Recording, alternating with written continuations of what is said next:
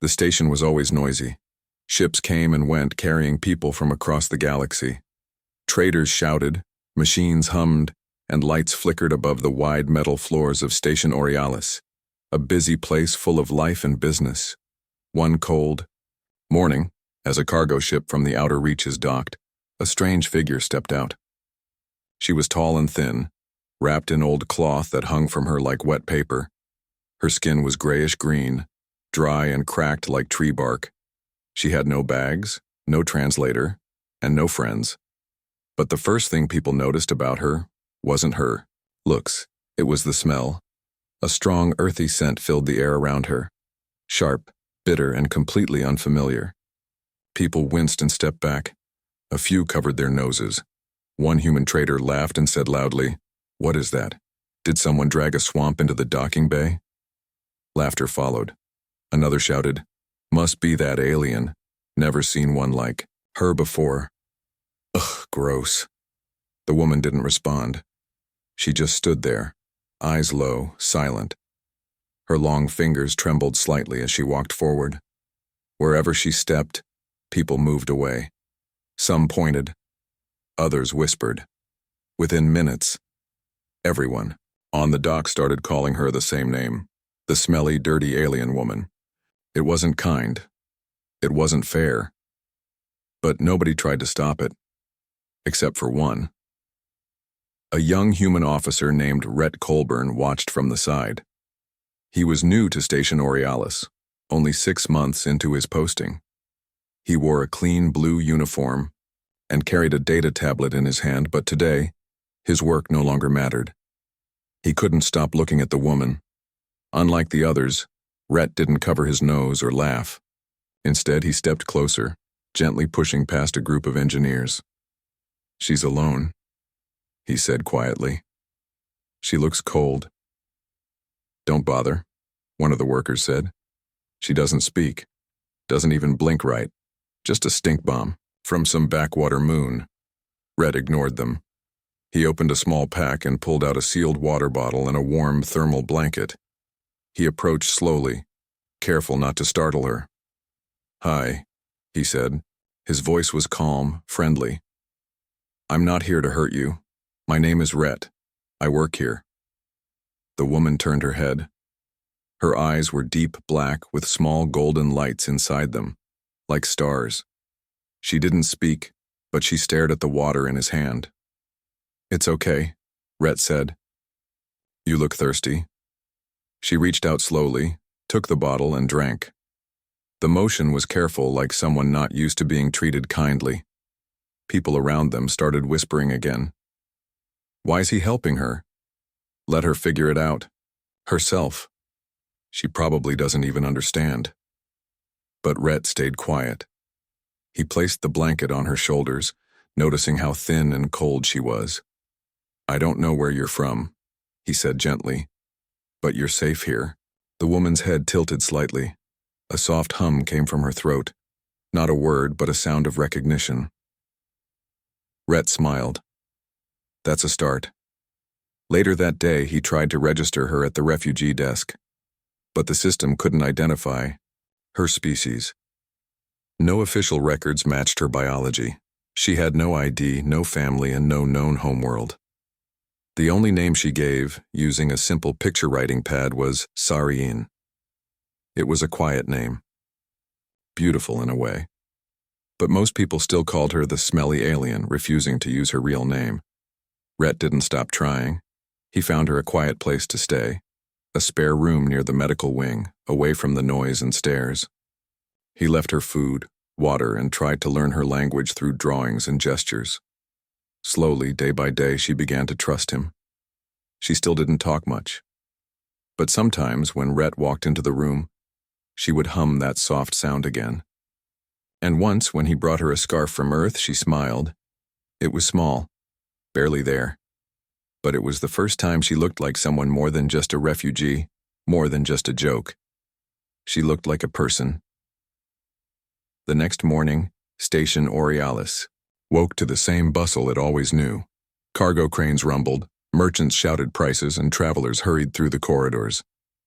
Yet in one corner of the docking bay, Where the air carried a sharp, earthy tang, people gathered not out of curiosity but out of mockery. The Varlin woman, Sareen, stood near a service hatch, her thin robe still damp from the night's damp air. A group of engineers clustered around her, noses wrinkled. "Look at her," one called. "She smells worse than a reactor leak." Maybe she thought this was the laundry room, another sneered. But nobody told her where the wash is. Their laughter echoed off metal walls. Nearby, a pair of alien traders raised their tentacles in disgust. Even the station's normally welcoming help kiosks blinked red, tagging her as an unsanctioned biological hazard. Sareen lowered her head, hands crossed over her chest, trying to shrink away from the crowd. But there was nowhere to hide. Station Aurealis was her only chance to survive. Rhett Colburn watched from a short distance. He held his data tablet close, pretending to check maintenance logs. In truth, he measured the space between Sareen and the mockers. Each rude comment felt like a blow. He wanted to step in but paused, aware that a single wrong move, a direct confrontation, might only make things worse. The lead engineer, a bulky man named Torv, swaggered forward. He jabbed a finger in Sareen's direction. "You! Why don't you go clean yourself? Or are you beyond even our best washes?" He laughed. The group joined in. A small child, clutching her mother's hand, giggled. The mother scolded quietly, but the child looked away at Rhett, curious why he didn't join the laughter. Finally, Rhett set down his tablet and approached. His heart pounded. People turned to watch him, eyes narrowing. "That's enough," he said, voice firm but calm. "Leave her alone," Torv sneered. "Or what? You'll wash her yourself, Colburn." He stepped close, challenging Rhett's stance. Rhett kept his hands visible. "No one deserves this." He looked at Sareen's bowed head. "She's not filth." A hush fell. Torv's grin wavered. He spat on the floor. "She doesn't belong here. Tell the captain to send her back to wherever she came from." Before Rhett could respond, a voice crackled over the bay's PA system. "Security alert. Unregistered life form on Platform 4. Please report to medical review quarters immediately." A pair of uniformed officers appeared, their expression unreadable behind high-tech visors. They secured Sareen's arms gently but firmly and led her away. Rhett hurried alongside. "Wait," he called. "I'll come too." The officers glanced at him, then motioned him forward. As they walked through the twisting corridors, Sareen's head turned in surprise. Nobody had defended her before. She stared at Rhett, yet still said nothing. In medical review, the room was cold and bright. Biometric scanners traced over Sareen's skin, mapping her unusual physiology. The officers conferred in hushed tones. Rhett watched, fists clenching. He fought back anger, knowing that to help Sareen he needed patience more than strength. One officer, Dr. Yanni, spoke to him. "She has no record. We can't classify her. We need clearance from station command." Rhett nodded. "I'll get it." He dashed out to the admin deck. At the command office, the station superintendent, Admiral Brask, listened as Rhett explained. Brask's silver hair gleamed under the lights. His uniform was immaculate, decorated with service stripes. "She's a refugee," Rhett said. "No, threat.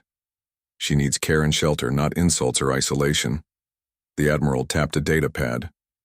"This smell is unrecorded. Some say it's toxic. Others call it a hazard. What proof do you have?" Rhett took a breath. "None yet, but I saw her drink water from my hand. She didn't harm me. I'm willing to study her, learn her biology. Please grant her temporary asylum." Brask studied Rhett. "Very well. Medical will hold her until we know more, but under no circumstances." "Is she to roam the station?" Rhett exhaled relief. He returned to Sareen's side. The officers released her, handing her the thermal blanket he had provided. She wrapped it around her thin frame and looked up at him. Her eyes glowed softly in the sterile light as if she thanked him. That evening, Rhett found her alone in a makeshift holding cell near the medbay. The air still smelled strong, but he no longer noticed it. He placed a tray of simple food, warm broth and fresh fruit on the low table. Sareen sniffed it, then drank gratefully. Rhett cleared his throat. "I'm sorry you saw such cruelty today," he said. "People fear what they don't understand." Sareen's eyelids fluttered. Then ever so lightly she exhaled. The air around her shifted. The smell changed, from pungent and sharp to something almost musical. Rhett caught it, a pattern, a rhythm. His heart leapt. Could her scent be more than a smell? A message? He tested his theory. He moved closer and held out his tab, sketching curved lines and dots. Sareen watched. Then she extended a slender finger and touched the screen. A soft hum escaped her throat, a vibration that matched the lines he drew. Rhett's eyes widened. He realized then that what everyone mocked as foul odor was not filth at all. It was language, a chemical song he was only beginning to learn. He smiled. "You're speaking to me," he whispered. Sareen's hum grew stronger, filling the room, with a tone that felt like hope, and Rhett knew for the first time that she might turn this mockery into something remarkable. In the quiet of the medical wing, Rhett Colburn stood beside Sareen's narrow cot, watching the soft glow of the bioscanners. The machines hummed gently as they traced patterns across her skin, mapping the chemistry of her scent. Each time the sensors picked up a new compound, the screen flickered, displaying lines of data that looked like musical notes on a staff. Rhett had arranged for a small team of xenobiologists to help translate the patterns. But for now, he and Dr. Yanni were the only ones allowed inside. Dr. Yanni tapped a command on her pad. "We're seeing repeating sequences," she said. "These scent compounds change in a predictable order. It's like a code." Her voice was low, respectful. "It reminds me of old human data tapes, only organic." Rhett leaned forward, peering at the display. "Could it be memory?" he asked. "Actual information stored in her body?" Sareen lay still, her eyes closed as though she were traveling inside her own mind. Rhett cleared his throat and placed his hand gently on her arm. "Sareen," he said, using the name she had given, "can you share what you hold inside?" The woman's chest rose and fell in slow, even breaths. Then from her throat came that soft, vibrating hum, a tone that rose and fell like wind through reeds. Dr. Yanni's eyes widened. "She's responding," she whispered. On the scanner, one strand of data lit up in a bright, pulsing green. "That sequence, it matches planetary coordinates." Rhett's heart quickened. "Coordinates?" he echoed. The doctor nodded. "She's giving us star maps, routes to worlds that no living Varlan has seen in generations." Rhett stared at Sareen in wonder. The engineers on the docks had mocked her as dangerous garbage, but here she lay carrying the galaxy's lost paths. "We need a translator," he said softly. "Something to turn chemical patterns into language." Dr. Yanni smiled. "I've been working on an algorithm. If we tie these scent readings to our translation matrix, we can reconstruct words, names, even phrases." She tapped her pad again and sighed. "But it will take hours." Rhett nodded and settled into a chair. He watched as streams of data flowed across the screen in colored ribbons. He imagined each ribbon was a ribbon of history connecting back to Sareen's ancestors. Hours passed. Over steaming cups of nutrient broth, he and Dr. Yanni compared notes. Finally, the machine beeped, a long, steady tone that ended with a soft click. Dr. Yanni rose and pointed. "Here." On the screen, words appeared one by one. Healing matrix, ancient pathogens, memory archive. Rhett swallowed. "She has knowledge of diseases," he said quietly. "Old plagues that wiped out entire worlds." The doctor nodded grimly. "And cures. If we decode more, she could help us prepare for outbreaks we've never seen." Rhett glanced at Sareen. She slept, her chest rising, humming as she did. In sleep, she still dreamed of saving lives. The next morning, Rhett gathered a small group in the briefing room. A half-dozen scientists leaned over projection screens, studying star maps that glowed in dim light. On the main display, a spiral galaxy dotted with red lines tracing ancient Varlen trade routes. These worlds, Red explained, are full of lost data, medicines, historical records, even art. Sarian carries it all, encoded in her biochemistry. Some scientists nodded in awe, others scratched their chins. A few looked skeptical. How reliable is this? One asked. Doctor, Yanni stepped forward. The sequences repeat with perfect accuracy. We've matched them against fossil records from Varlen ruins. They line up. Red allowed himself a small smile. The woman we called useless. She may hold cures for diseases not even in our database. Imagine the lives we could save. A murmur of excitement rippled through the room. Then a senior virologist raised a finger. There's a plague on Colony Thressa. It's spreading fast. We've lost contact with half the stations. Rhett's smile faded. Then we must hurry. Decode her healing matrix first. Back in the medbay, Rhett watched as Sareen stirred. She opened her eyes, looked around and saw him. Relief and trust shone in her gaze. Rhett bowed his head slightly. We learned something amazing today, he said softly. Your memories saved worlds, and they might save more. Sarian's lips curved in a hint of a smile, and she reached out. When her fingers brushed his hand, the air around them shimmered with new scent notes, ones the scanners had yet to record. Dr. Yanni placed a hand on Rhett's shoulder. She's offering us more, the doctor said. Knowledge, hope, and a chance to repay her kindness. Rhett nodded, feeling pride for both Sarian and humanity. They had mocked her, but now, together, they would uncover her secrets and share them with the stars. As night fell on Station Aurealis, Rhett sat by her cot and whispered promises of help and protection. In the silence, Sarian hummed a soft tune, a melody of memory and healing that would echo across worlds. And for the first time, those notes sounded like a gift meant for all of humanity. A week after the scientists decoded Sarian's healing archives, Station Aurealis faced a new threat. A strange fever ran through the docks, spreading among cargo handlers and traders. It began with a dry cough and high fever, but soon patients grew weak and confused. Medbots scanned dozens of cases, yet they failed to identify the virus strain. Warnings flashed across every terminal. Unknown pathogen detected. Chaos spread faster than the illness. Ship captains refused to land.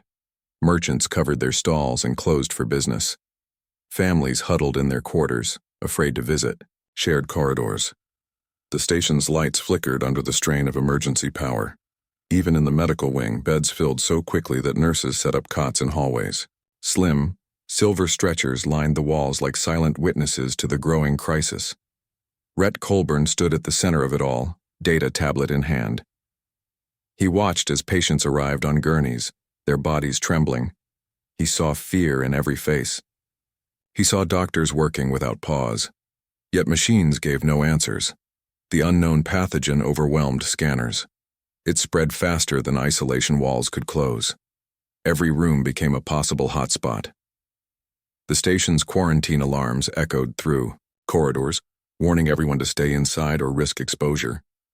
In the medbay, Sarian felt unrest like a distant storm. She lay on her cot, listening to crackling intercoms and distant cries. Then she stirred, eyes opening slowly. Rhett rushed to her side. It's spreading, he said quietly. We have a real emergency. Sarian blinked, and bits of that organic language drifted from her lips. Dr. Yanni and two xenobiologists stood by the scanner. They mapped new chemical readings that came from Sarian's skin.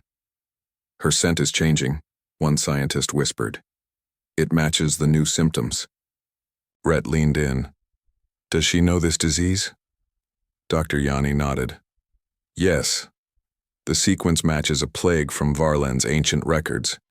It nearly wiped out 3 worlds before it was sealed away. Rhett's heart pounded. Can she help us fight it? The doctor hesitated. She can produce a counteragent, but it will take time and it will cost her strength. Rhett looked at Sarian's pale face and saw resolve shining in her black eyes. Sarian rose from the cot without a word. She moved toward the biolab area, her steps unsteady but determined. Rhett and the scientists followed. In a sterilized chamber, Sareen began to draw nutrients from a special vat. She mixed organic salts and simple sugars, materials provided by the medical team. Her body responded by releasing a thick, glowing fluid into the collector. It smelled strong but oddly sweet, like fresh rain on desert dirt. As Sarian worked, she winced in pain. Her breathing grew heavy. She clutched the edge of the table, brow furrowed. Each drop of agent she produced cost her energy. Her thin arms trembled.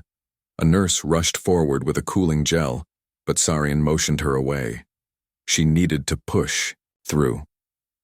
"She's giving everything she has," Dr. Yanni said softly. "We must be ready when it's complete." Outside the chamber, word spread that Sareen was making the cure. Some station workers came to watch. Their expressions were mixed: fear, hope, guilt. One merchant who had mocked her before stood silent, eyes cast down. Children peeked through door windows. Even the station's cleaning robots halted their work to observe. The air felt lighter, as if the crowd sensed that this one being held the key to ending their nightmare. After 4 hours, the collector held enough fluid for a small test batch. Rhett watched as the medical team prepared syringes and lab slides. He slipped inside and bowed his head to Sareen. "Thank you," he whispered. Sareen met his gaze and offered a faint nod. She seemed exhausted, but determined. In the testing area, a single volunteer patient lay on a gurney. He was a young trader, pale and fevered. Medics swabbed his arm, then injected the first dose of Sarian's counteragent.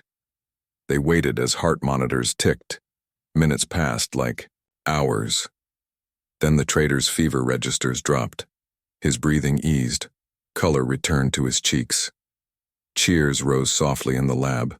Rhett exhaled a breath he didn't know he'd held. He stepped outside to share the news. Over the intercom, he spoke clearly. "All hands. Medbay test successful. Counteragent ready for mass production. Return to workstations in 15 minutes." The corridors that had been empty filled again, with people rushing toward the medbay. Hope replaced fear on every face. Back in the biolab, Sareen sat on a stool, head bowed. Rhett approached and offered her water. She drank gratefully, then looked up at him. Tears glistened on her cheeks. They shone like stars in her dark eyes. Rhett placed a hand on her shoulder. "You did it," he said softly. "You saved us all." Sareen gave a small, tired smile. Then she hummed a low tone, a victorious melody that filled the chamber like sunlight through stained glass. Around them, human and alien alike felt a surge of pride and relief. On Station Aurealis, the storm had broken. The worst was not over, but the first wave had been turned back by a woman once mocked and scorned. And in that moment, everyone knew that the human gift of empathy and courage would guide them through the darkness ahead. The medbay was calm after the crisis. Beds that once held the fevered were now empty or occupied by smiling faces. Sareen sat by a low table, sipping warm broth. Her body still trembled with exhaustion, but her eyes shone with quiet pride. Around her, doctors and nurses cleaned instruments and shared relieved glances. For the first time, no one flinched at her presence. Instead, they offered nods of thanks. Sareen let their kindness wash over her like gentle sunlight. Rhett Colburn walked in, carrying a data tablet filled with recovery statistics. He glanced at each screen, then approached Sareen. "All tests show the cure is stable," he said. "Patients are leaving faster than we can track them." He tapped the tablet. 29 recovered today alone. No new cases in 12 hours. Sareen placed a hand on his arm, her touch warm. In that moment, both knew her value was beyond any single life saved. News of the cure spread through Station Aurealis like wildfire. Traders opened their stands again, using the broadcast terminals to hail her as a hero. A small crowd gathered near the medbay doors, former sick patients waving, Station workers offering flowers grown in hydroponic bays, even stray children handing her colorful drawings. The station's cleaning robots paused with their brushes in midair, as if paying silent tribute. Sareen accepted each gift with a bowed head and a soft hum that sounded almost like song. In the command office, Admiral Brask stood at a holo display and addressed the station's populace. His voice carried firm warmth. Today we witnessed the power of understanding. A life once scorned has shown us a gift we nearly lost. He tapped the display, revealing Sareen's image surrounded by stars. Let her courage remind us that every being holds untold worth. Effective immediately, Station Aurealis is open to all Varlen refugees. We will learn their ways, share our knowledge, and stand together. Reporters swarmed the medbay, holo cameras, whirring. Sareen, wrapped in the blanket Rhett had given her, sat before them. Questions came fast. How did you feel when they mocked you? What gave you the strength to help us? Each time she closed her eyes, inhaled gently, and released a soft rhythmic hum. Translators captured the pattern and subtitles appeared. I remembered who I am. The crowd gasped as they realized her scent had a melody, a map, and now a message of hope. Those who had mocked her arrived next, heads bowed. Torv the engineer stepped forward, voice shaky. I'm sorry, he managed. I judged you only by scent. Now I see I was wrong. He placed a small data crystal on her table, a star map he had penciled in private, hoping she could complete it with her archives. Sareen extended a slender hand, fingers brushing the crystal. Her hum shifted to a bright tone, forgiving. Torv's eyes filled as gratitude replaced guilt. Nearby, the station's xenobiologists set up a new lab. Shelves lined with vials of Sarian's counteragent waited for mass production. Rhett and Dr. Yanni oversaw the process, ensuring that every colony station could receive doses. This lab will run 24 hours, Dr. Yanni explained. We'll train teams to use her chemical language as a diagnostic tool. Rhett watched technicians label the first batch. Each vial carried not just medicine, but a promise of safety. Sarian joined a small class of young scientists in a classroom near the biolab. They had drawn diagrams of scent molecules on transparent boards. She pointed to the patterns and let out a gentle hum.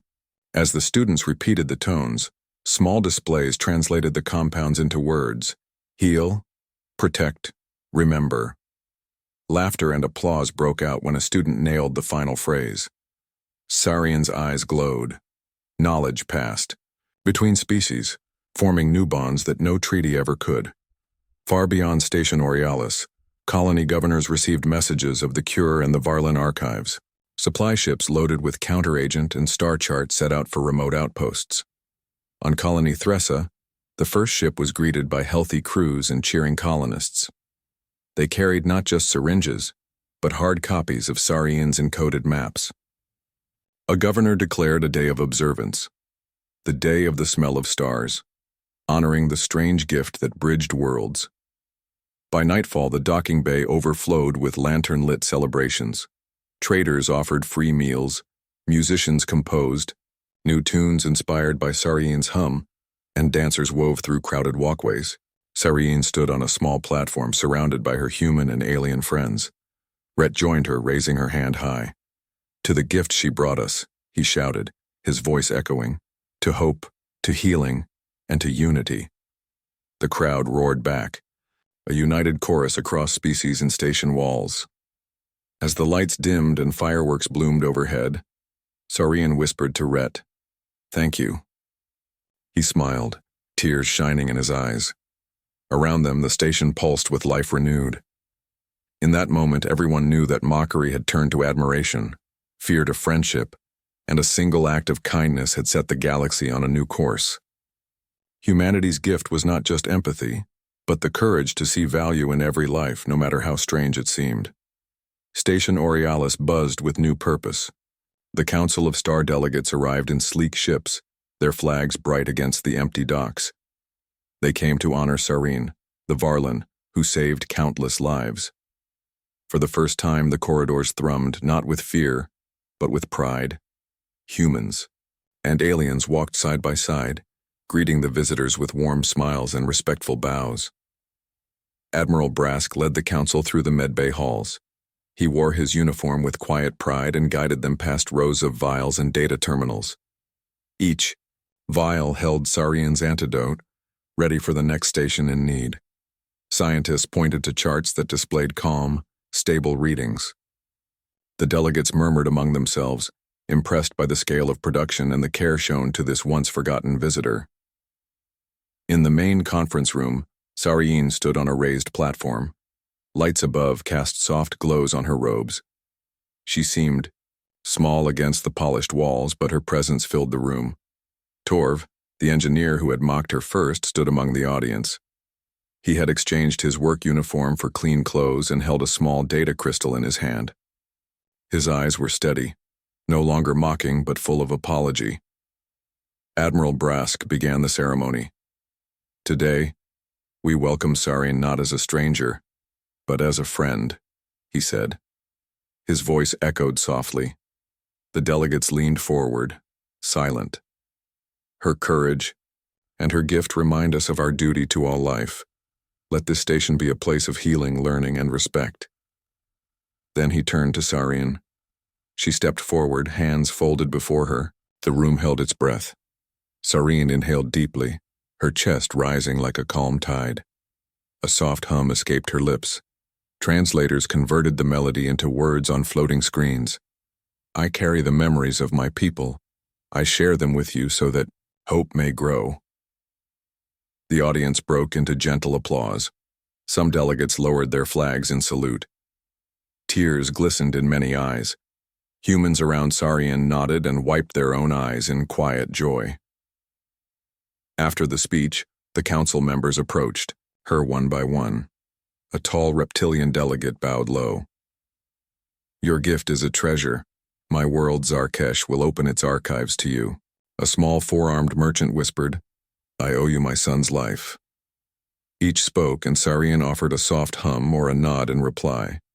When Torv reached her, he hesitated. Sarian's dark eyes watched him.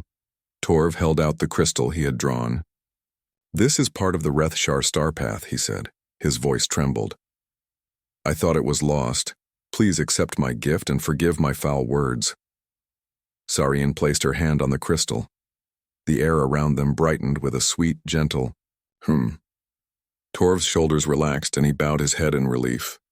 In the days that followed, human scientists and Varlan archivists worked side by side. They opened star charts and old holologs. They shared stories of planets that no living person had ever seen. Sarian guided them through her memory patterns.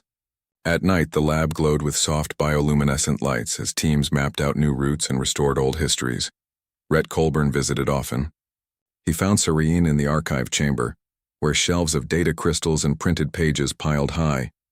He watched her point out key passages on a transparent screen. She hummed a detailed sequence that translated to, Here lies the medicine for the ice fever. Rhett made careful notes. Later, he visited colony outposts to deliver those medicines himself.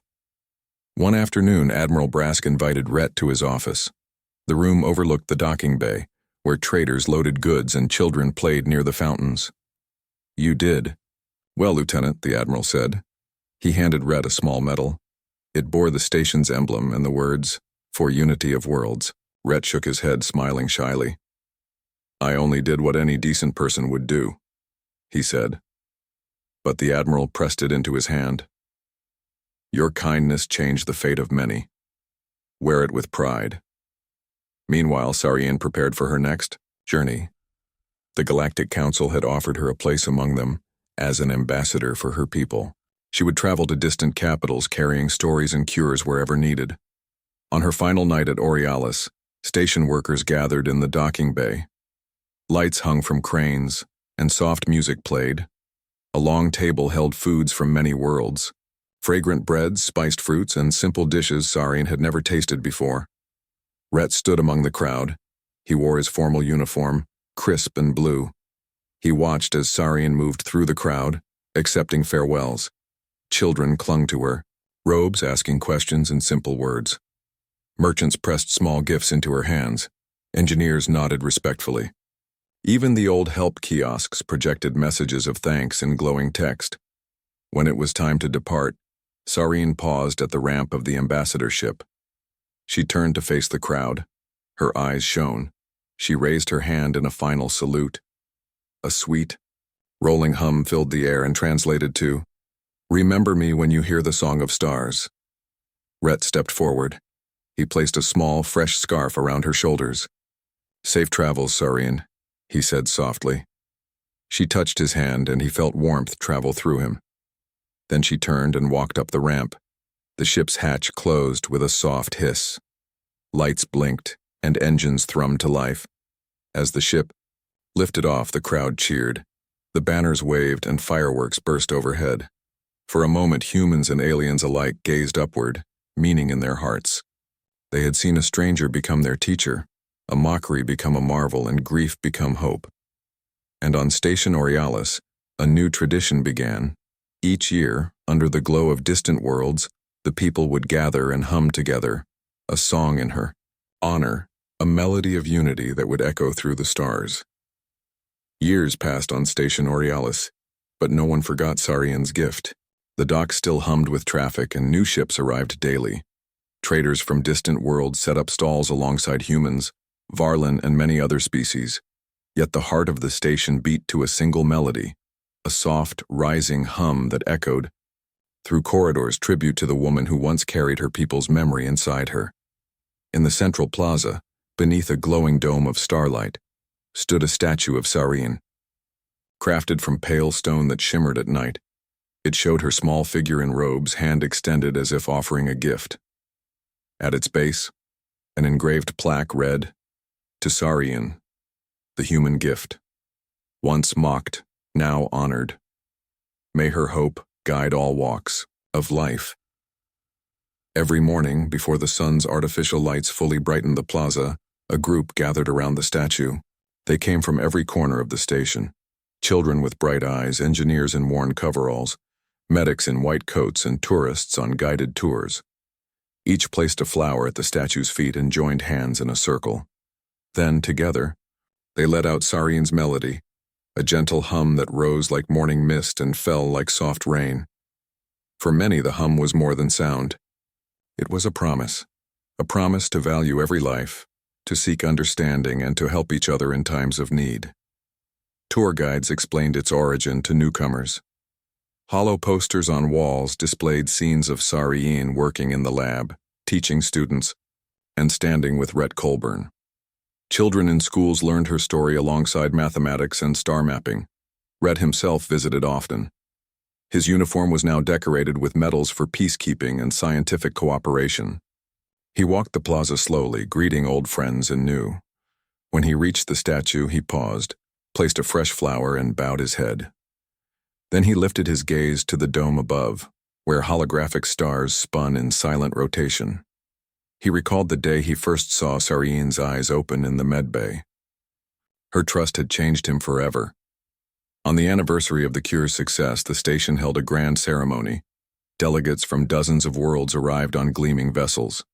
They brought artifacts, crystal sculptures from the planet Luminex, metalwork from Harkon, and musical instruments that sang in foreign scales. Each gift honored Sareen's legacy of sharing knowledge across species. Admiral Brask, older now and with silvered shoulders, stood at a podium. He spoke of unity and gratitude.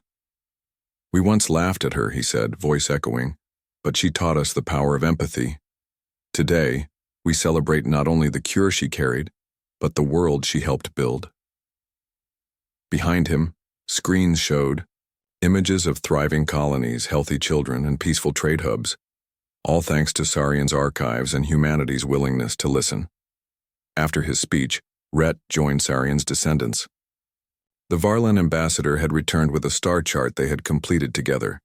It traced new routes to worlds once lost. With trembling hands, the ambassador handed the chart to Rhett. "You carried her song to the stars," he said. "Now, we carry it with us always." Rhett accepted the gift, eyes shining. The ceremony ended with the humming of hope, a collective recitation of Sarien's melody. Thousands of voices rose in harmony.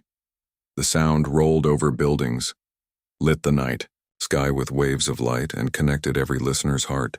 For a moment, no one whispered or rushed. Everyone simply listened. Beyond celebrations, Sarien's legacy shaped daily life. Station schools included Varlan language classes. Medical teams used her chemical code to detect new diseases early. Engineers designed new air filters to gently diffuse scented messages, making hallways safer for those with sensitive senses. Cultural festivals featured scent art. Artists crafted sculptures that released gentle chemical notes and patterns, telling stories without a single word. On Colony Thressa, children learned about the smelly, dirty alien woman in their first history lesson, then corrected themselves with proud smiles when they said her true name. They sang her melody at bedtime and promised to show kindness to all beings. Colony governors built knowledge centers named after Sarien, sharing medical, data, and star maps with passing ships. Rhett often received messages from far-off worlds. Letters spoke of recovered species, suppressed plagues undone, and new friendships formed. Scientists debated theories sparked by Sarien's archives. Explorers charted planets that had not seen life in centuries. Every success carried a note of her hum, a reminder that curiosity and care could unlock miracles. One starlit night, Rhett returned to Aurealis for a quiet visit. The plaza was empty and still. Moonlight, real and simulated, danced on the statue's stone. He walked to the base, knelt, and closed his eyes. He let the memory of her smile fill his mind. Then he hummed softly, the first notes of her song. For a moment he felt her presence beside him, guiding him to look beyond fear, to seek the spark of worth in every stranger. As his hum faded into the hush, he stood and turned toward the station. Life would continue. New traders, new ships, new challenges. But the foundation was firm. Compassion and unity, taught by a once mocked stranger, would carry them forward. And so, under the endless tapestry of stars, her melody lived on. A gift, beyond measure, echoing through species, weaving a galaxy bound by hope.